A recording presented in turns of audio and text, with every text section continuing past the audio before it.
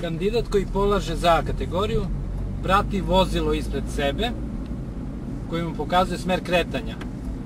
Na sledećoj raskrsnici radi se polukružno okretanje.